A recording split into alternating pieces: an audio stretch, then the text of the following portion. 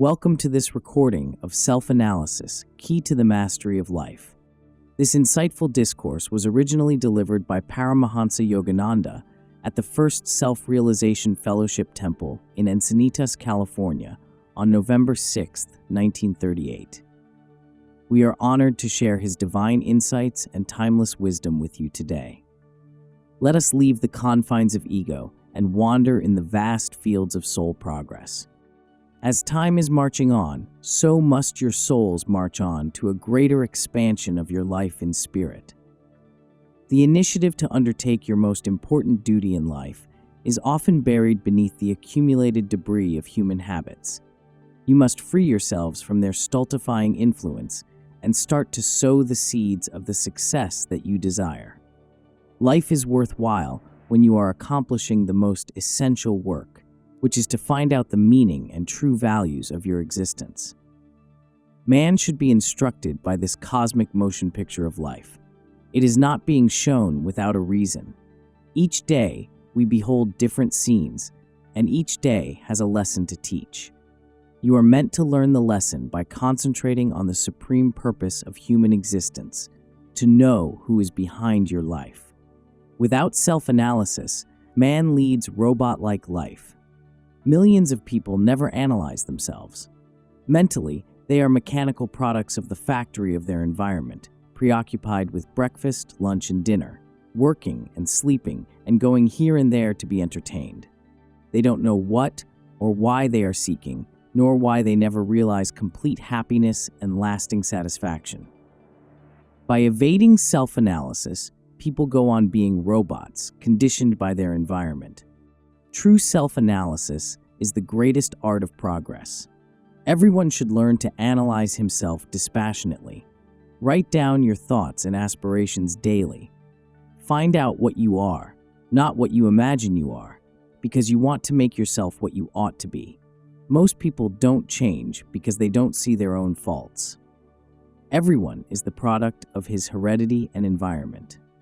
If you were born in America, you reflect certain American characteristics.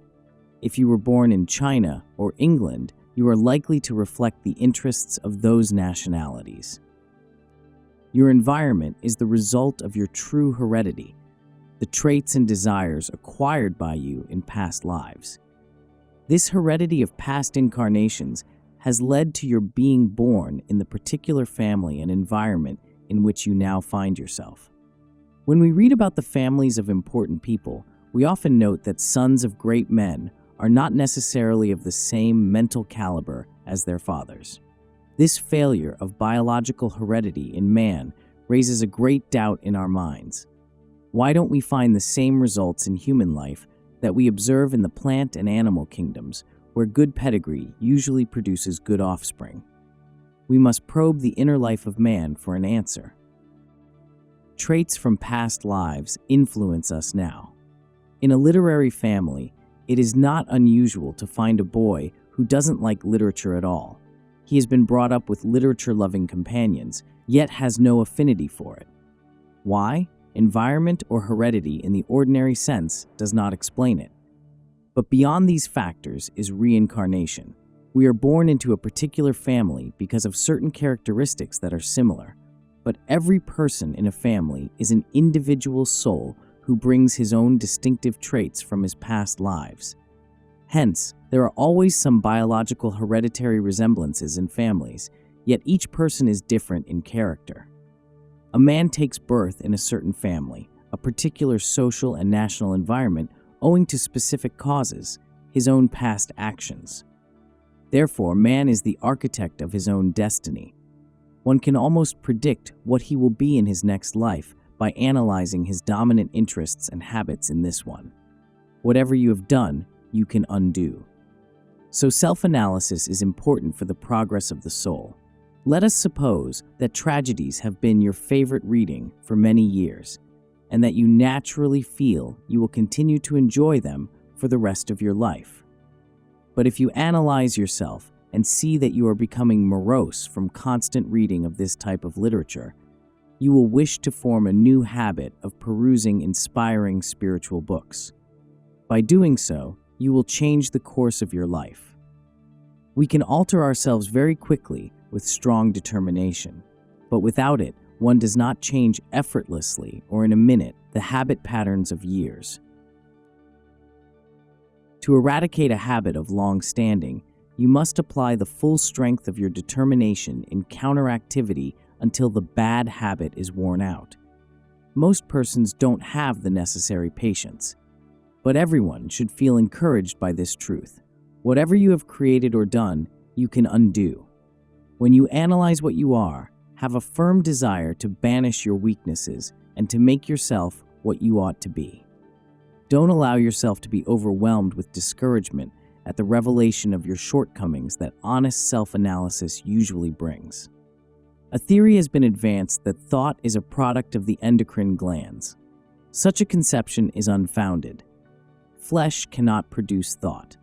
Mind is the architect of the microcosm and the macrocosm. As water by cooling and condensation becomes ice, so thought by condensation assumes physical form. Everything in the universe is thought in material form. The endocrine organ is just a physical structurization of a microcosmic thought blueprint. The physical and mental aspects of man are closely interrelated. It is commonly observed that a person whose liver is out of order becomes cranky. When you are bilious, you don't feel like smiling and saying peace to everyone. You feel unamiable. Your thoughts and emotions are affected by your physical state. A weakening of the organs has a corresponding weakening effect on mental power. Those who eat a great deal of meat are often surly and full of vexation. If I were to put you on a grape juice diet for a week, it is likely you would feel uplifted and harmoniously disposed toward all. I recently met a man who was wearing just a lightweight suit and no overcoat, although it was terribly cold. He said he was 70 years old and that he never feels cold. He didn't even wear socks. He had accustomed his body to chilly weather. Mind influences body more than vice versa, but the bodily chemicals do exercise a constant influence on the mind. Dreams reveal the omnipotence of mind. For example, suppose I am dreaming that I am awake and in the kitchen and very hungry. I eat something and drink a glass of milk. My hunger and thirst are gone, and I feel satisfied. What was the cause of my satisfaction? Was it the food? Remember, I am dreaming. Is it not simply a change of thought that made me feel satisfied? Since I am dreaming, it is my mind that thought it had taken food. The hunger and the food and the milk were only ideas in my dream. All were made of the same mind stuff. When I wake up, I realize that my experiences were nothing but a series of ideas. A mere change of thought removed the unpleasant sensation of hunger and substituted the pleasant sensation of eating food and drinking milk. So you see, thought by itself can do anything. Once I was traveling by train when the weather was extremely hot. The air felt as if it were coming from a furnace. Everyone around me was suffering, but I was smiling within because my mind was dissociated from the thought of the heat. I had said to myself, Lord, the same electricity that makes heat in a furnace makes ice in a refrigerator. Therefore, why shouldn't I be able to redirect that electricity of yours to produce cold right now? In that instant, I felt as if a sheet of ice had enveloped me. We should bear in mind, however, that it is not wise to disregard the body wholly. One should eat proper foods in preference to wrong foods. And if you must live with people who make you nervous, then once in a while you should change your surroundings. But it is better still if you can change your mental environment so that you won't be disturbed by others' actions. Change yourself, and you can then live anywhere in peace and happiness. Most of the world is like a mental hospital. Some people are sick with jealousy, others with anger, hatred, passion. They are victims of their habits and emotions. But you can make your home a place of peace. Analyze yourself. All emotions are reflected in the body and mind. Envy and fear cause the face to pale, and love makes it glow. Learn to be calm, and you will always be happy. So remember, whatever type of ego you have, whatever personality you are trying to express, you should make an effort to analyze your true nature and to develop its best qualities. One may have a moral ego, or a patriotic ego, or an artistic ego, or a businessman's ego, and so on. If morality is your ideal, live uprightly and express your goodwill to all. That is real morality. It is pride that makes self-righteous persons so ready to judge those about them who are weak. True morality includes compassion for others in their ignorant wrongdoings. Those who are products of the material ego suffer much and needlessly. Such persons should learn self-control. Otherwise, they are just like pieces of matter in action. They have to smoke so many times a day. They must eat certain foods.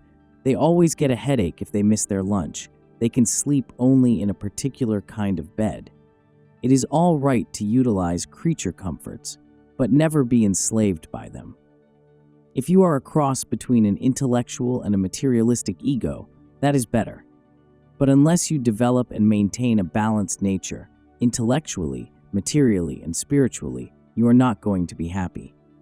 Your spiritual intuition tells you how to control your life so that you are not mastered by it.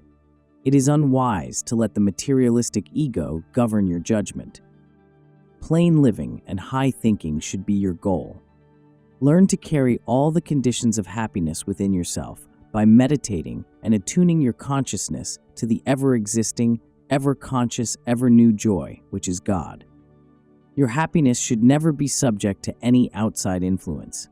Whatever your environment is, don't allow your inner peace to be touched by it. Analyze yourself. Make yourself what you should be and what you want to be. People seldom learn true self-control. They do things that are detrimental to their highest welfare and think they are making themselves happy, but they are not.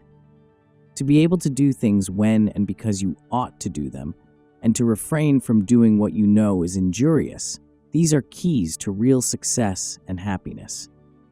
Don't keep your mind engaged in too many activities. Analyze what you get from them and see if they are really important. Don't waste your time. To read a good book improves you much more than seeing movies. I often say, if you read for 1 hour, write in your spiritual diary for 2 hours. And if you write for 2 hours, think for 3 hours. And if you think for 3 hours, meditate all the time. No matter where I go, I keep my mind continuously on my soul peace. You too should always point the needle of your attention toward the North Pole of spiritual joy. Then no one can ever disturb your equilibrium. Remember to better yourself each day. Remember, if each day does not find you a better person than you were the day before, you are going backward in health, in mental peace, and in soul joy. Why? Because you don't exercise enough control over your actions. You yourself made your habits, and you can change them. If you have been thinking wrongly, make up your mind to be with good company and to study and meditate. A change of company can make a great difference to you. When you come here, even for these few hours, your mentality changes. You feel a refreshing peace. When you go to a dance or a party, your mind is often restless, nervous, and excited. Afterward, if you enter a different, calmer atmosphere, you feel more peaceful again. The greatest influence in your life, stronger even than your willpower, is your environment. Change that, if necessary. Until you are mentally strong, you can never be what you want to be without a good environment to help you. When you are having difficulty in trying to change for the better, spiritual company and other uplifting influences are essential. Self-analysis is also essential to help you better yourself. If you can analyze yourself fearlessly, you will be able to stand the critical analysis of others without flinching. Those who like to dwell on the faults of others are human vultures. There is already too much evil in the world. Don't talk of evil, don't think of evil, and don't do evil. Be like a rose, wafting to all the sweet fragrance of soul goodness. Make everyone feel that you are a friend, that you are a helper, not a destroyer. If you want to be good, analyze yourself and develop the virtues in you. Banish the thought that evil has any part in your nature, and it will drop off. Make everyone else feel that you are an image of God, not by your words, but by your behavior. Emphasize the light, and darkness will be no more. Study, meditate, and do good to others. Seclusion is the price of greatness. Be alone within. Don't lead the aimless life that so many persons follow. Meditate and read good books more. There are so many inspiring things to know, and yet man spends his time foolishly. Happiness will never come if you don't concentrate and act on the wisdom of great men. Their thoughts are there to help you in the scriptures and other truthful books. So don't waste time constantly seeking new excitement. Once in a while, it is all right to go to the movies and have a little social life, but mostly remain apart and live within yourself. Happiness depends on meditation, on knowing great minds through their thoughts in books, and on surrounding yourself with people who are noble and kind. Enjoy solitude, but when you want to mix with others, do so with all your love and friendship so that those persons cannot forget you. But remember always that they met someone who inspired them and turned their minds toward God.